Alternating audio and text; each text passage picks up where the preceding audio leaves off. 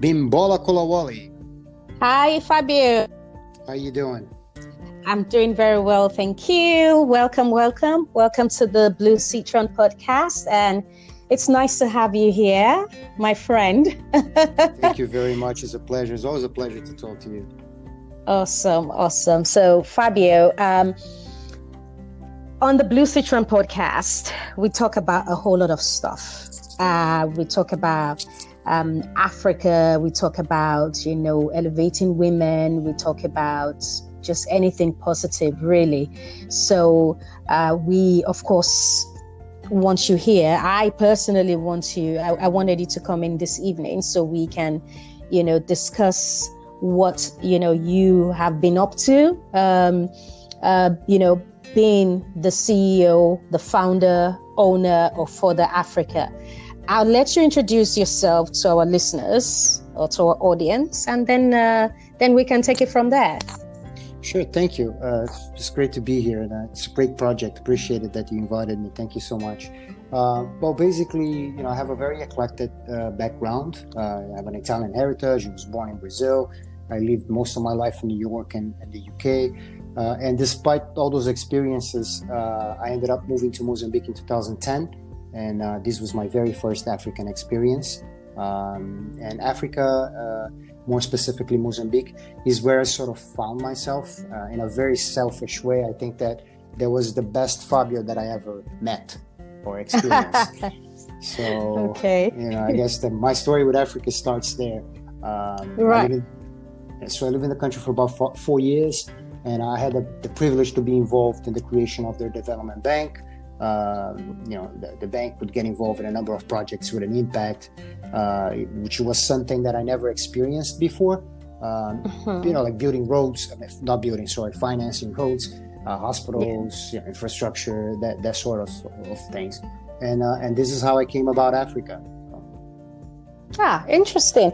Yeah, because I do know a few people would be wondering, okay, this is an Italian guy that was born in Brazil, so you are Brazilian, Italian, Brazilian, whichever way you want to put it, and then finding yourself in Mozambique and you identifying that you actually enjoyed it, you actually loved it, and that was the best Fabio that you've ever met, essentially the best of yourself. You had that experience there. I guess as an adult, because of course as a kid, someone else is responsible for you, which would be your parents, of course. Oh no, so I'm still not an adult. I don't know who told you that. Okay, got you. Right. So Fabio, I have an interesting question that I was going to ask, but I think you already answered it.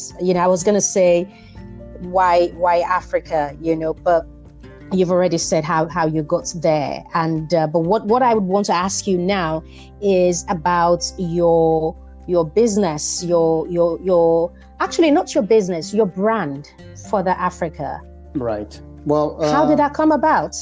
Actually, by chance. If I had to answer in a single sentence, it was very by chance, and it was a labor of love from the very beginning.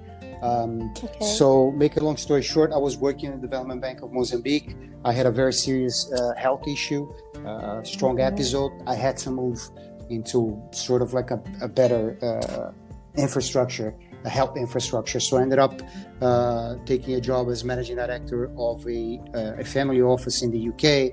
That family office at the time was focusing in Mozambique. I was there for about 4 years, almost 5 years. During that time, we actually expanded into Zimbabwe, Tanzania, and so on. But as soon as I moved in there, I realized that the whole impact that I told you before about making a difference, seeing things happen, that wasn't there anymore, because this was a private entity. So the results of my work actually will fit in an Excel spreadsheet. It was not something as grand that I could actually see. I mean, I believe that I left an impact, and I did everything that I did in Mozambique with a lot of heart. And so, that wasn't so in London. It was very cold. And I mean, it's like Mozambique is warm, the people are always happy, it's sunny. London's always raining. British humor was new to me, to say the least. So Anyway, I rapidly, That's London. No, but I love London. I'm kidding. But anyway, I quickly realized that I needed a connector to remain in touch with that development world, with the story, the narrative of Mozambique. So I started, a friend of mine said, like, why don't you start a blog? And then obviously I've been in blogs before, but I didn't really know how they work and so on. So I just, at the time I didn't.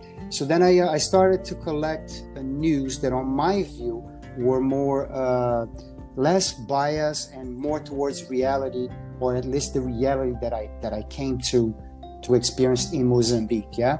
So we call it Further Africa. It was clippings from different sources, right? I avoided at the time being distracted by the narrative of corruption, the narrative of, what you might call politics, because in my view, I mean, again, I've been around pretty much a lot of countries, and I'm yet to find a place without corruption or politics. You know what I mean? It's just, but I found that somehow the mainstream media, particularly in the financial market in the UK and then, in the Western world as one, it was very biased against Africa. Perhaps, I mean, some might say that there was an agenda that, if I bet about you and I actually investing on your business, that might give me some leverage. And I can't help to tell you that I did have somewhat that feeling, right? So because I was talking about Mozambique, it was something that I actually knew very well. Inevitably, I start talking about Zimbabwe, Tanzania, Zambia, South Africa, because these were countries that are very interconnected. Mozambique is very strategic. It has all the ports that Zim and Zambia use to do their imports and exports. The narrative of the gas is very strong. It's in the north of Mozambique, but at the time that I left, there was this very strong competition between which projects will be financed first, the Tanzanian ones or the Mozambican ones. Now we already know one, right? Or at least that's what we believe. And so that I start getting like people asking me, Fabio, you call yourself Further Africa. You should call yourself Further Mozambique because you don't talk about us. And that was Joe from Zimbabwe and people from Namibia, from Angola, and so on. So I started to expand it, and one day I woke up, there was about 10,000 people following the blog at the time. Oh, wow. I started to get very interesting people contacting me saying like, hey, I like what you're doing. I would like to write or contribute somehow. So, fast forward into last year, we had over 25 writers contributing to the platform.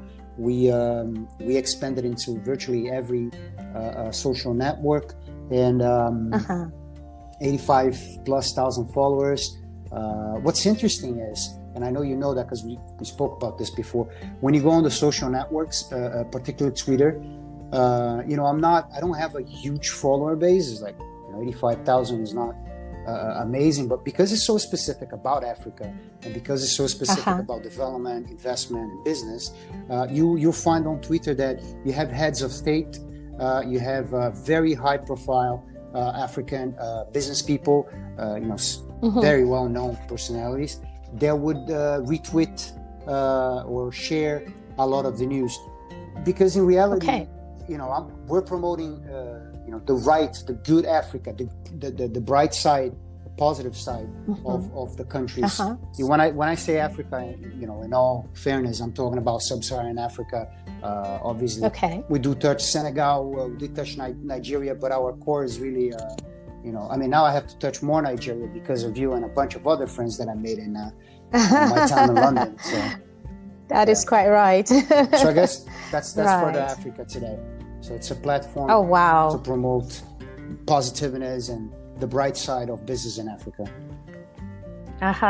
That's really impressive. It's really impressive, and it does sound like you already cover a wide range, but you're still expanding even more.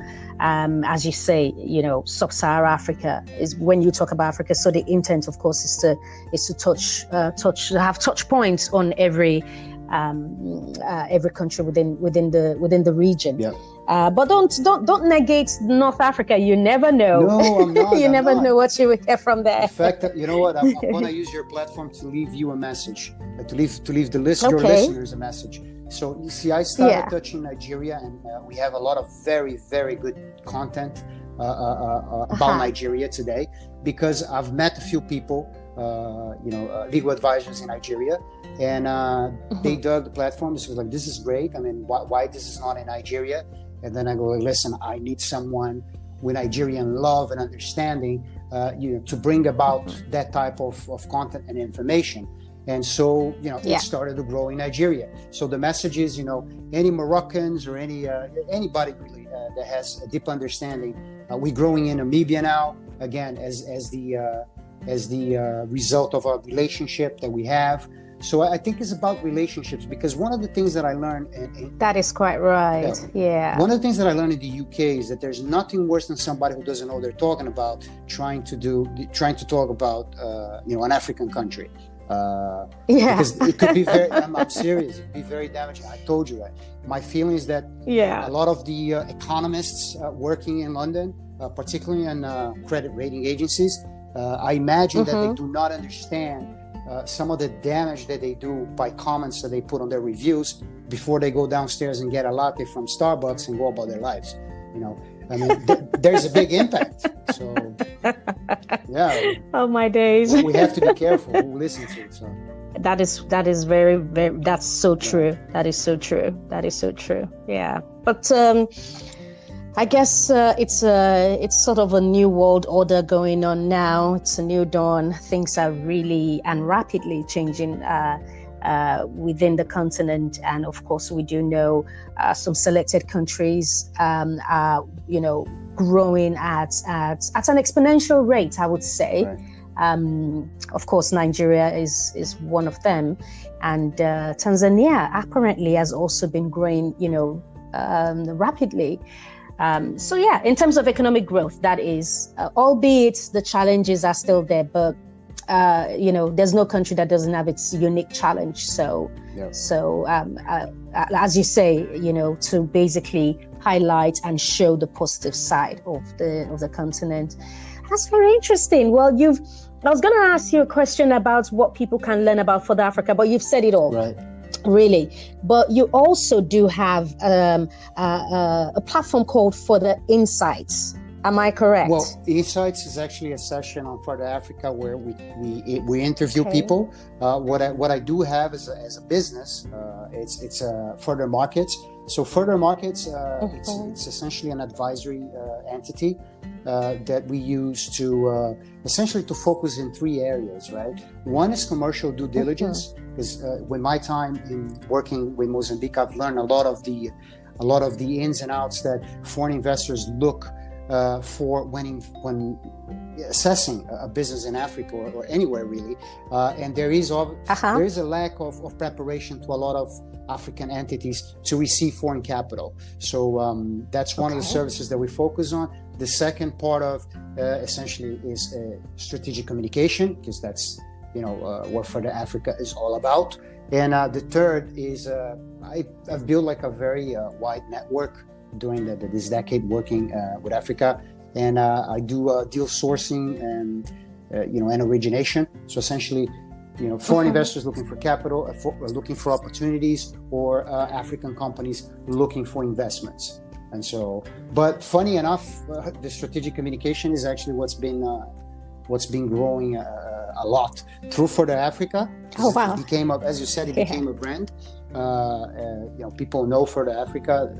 Independently of me or who Fabio is, a lot of people know Further Africa, and I think that there's a lot of good stuff to be said that is not being said about Africa in general. There are a lot of experiences that are not being communicated properly, and obviously, if I could tell you, I think that we are in a moment where we're brewing a perfect storm for Africa.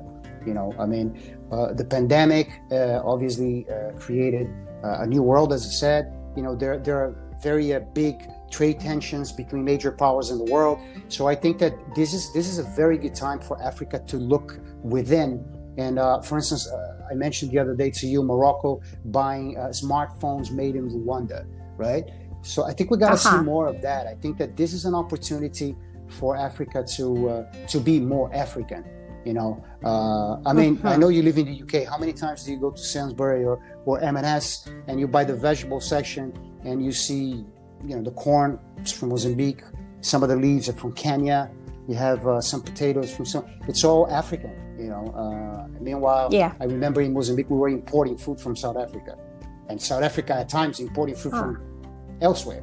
So that just doesn't make sense anymore. I think that we're getting into it's time for Africa, you know. It's interesting. Fabio, you sound like you're African. If anyone hears you, I'm betting some of the listeners would wonder, is he really Italian? You know, but, was he really born in Brazil? This guy sounds African. He sounds like, you know, I mean, one can hear your passion. It is clear. It's obvious. It's crystal clear. That's all I can say. I can hear it. I can feel it as well. So because of that, I am going to give you a Nigerian name. You're talking about Mozambique. That's fine. With all the years you spent in Mozambique, the Mozambicans didn't think about giving you a name. I'm giving you a Nigerian name here and now. And your name would be called Baba Wale. Baba Wale. All right. I like the sound of that, Baba Wale. So what that means is the father has come home. Jesus. Or the son has come back home. Even though Baba, you know, Baba means, you know, father in Yoruba language, in my language. So I mean, you're one of us. You're very, what's the word to use? The passion is there. It's obvious. Thank you. You know, it's just. And we love to see things like this. As you know, you've lived in Africa, obviously, you've lived in Mozambique, and you have quite a number of African friends, and also, you know, owning a brand that is targeted at promoting Africa in a very positive light. You know, it's, I mean, there's a no-brainer here, you know, there's a no-brainer here. I think the next thing is for you to have houses in Africa. You might as well just move there. Listen, I've been further out. I mean, with everything going on in the world, and after all my speech, I mean, honestly, the only reason that I left Mozambique, and the people close to me know better, and you do know, I know that because we had this conversation before, it's because I had a heart issue that was very severe at the time, and I really needed to be, close to let's say a major facility. But now that, thank God, everything is better, you know. I mean, my wife, it's half of every month she spends in Mozambique. My best friends are there. I talk to them on a daily basis. So, you know, I mean, you might be surprised, you know, what comes next. But we keep this for another episode, because I want to, you know. Exactly. We'll do that. So, Fabio, before I let you go, I'm definitely going to ask you to give us one you know, final takeaway for our listeners. But before I say that, just one last question for you. Who is Fabio Scala? I have no idea. I mean, seriously, you know. I could describe myself, like, you know, talk about my background and what I've been, what I've done. Like you said, you know, I was born in Brazil. There's great things about being born in Brazil. There's great things about having an Italian heritage. But, you know, I don't know, maybe I'm getting old, but I actually, I drop all the labels, you know. Really, I'm dropping all the labels. And so for me, I'm still trying to find out who I am. I'm Bimbola's friend. I'm Baba Wale. No, I'm Baba Wale. Hey. You're Baba Wale.